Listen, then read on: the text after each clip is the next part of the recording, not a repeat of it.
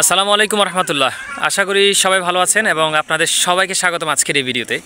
আজকের এই ভিডিওটা হচ্ছে একটা পরামর্শমূলক ভিডিও। সেটা হচ্ছে আপনারা যখন কমেন্ট করেন কোনো বিষয় নিয়ে বা কোনো বিষয় নিয়ে জানতে চান, কোনো খামার সম্পর্কে বা কোনো ধরনের সমস্যা হচ্ছে, আপনারা যখন কমেন্টটা করবেন কাইন্ডলি একটু পুরোপুরি কমেন্টটা করবেন। মানে যে বিষয়টা জানতে চাচ্ছেন এই বিষয়টা এমনভাবে লিখবেন যাতে সবাই বুঝে, আপনিও বুঝেন, আমিও বুঝি, বা যারা কমেন্টটা দেখবে তারাও বুঝে। ওভাবে সুন্দর করে কমেন্ট করবেন, ঠিক আছে?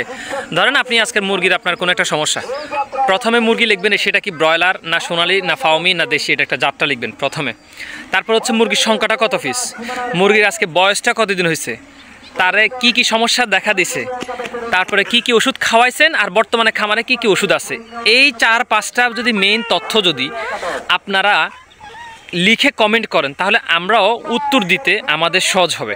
না হলে দেখেন আপনি একটা কমেন্ট করছেন, ভাই আমার কিছু মুরগি আছে এই সমস্যা, এখন মুরগিটা কি সেটা আমরা জানি না, তারপর ধরেন মুরগিটার বয়সটা কতদিন তাও জানি না, মানে কমেন্টটা অপরিপূর্ণ থাকে। তাহলে ওই ক্ষেত্রে কি হয়, অনেক সময় আমরা যে সাজেশনটা দিই সেটাও মিস্টেকের খাতায় চলে যায়।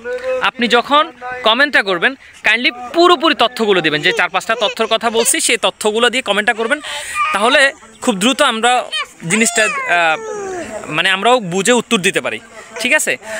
আর তাছাড়া আপনি এমনভাবে কমেন্টটা করবেন যাতে সবাই বুঝে, তাহলে এই ক্ষেত্রে হয়তো বা আপনার এই প্রশ্নটা উত্তর আরও 10 জনের আনসারও থাকতে পারে, যার জন্য তারও জানাটা বিষয়টা খুব ইজি হয়ে যাবে। আশা করছি বিষয়টা বুঝতে পারছেন।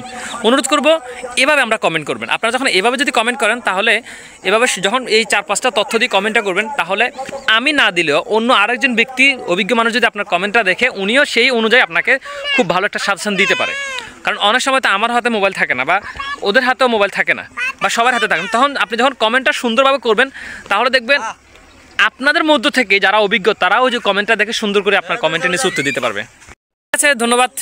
আশা করি বুঝতে পারছেন। ভালো থাকবেন। আসসালামু আলাইকুম রহমতুল্লাহ।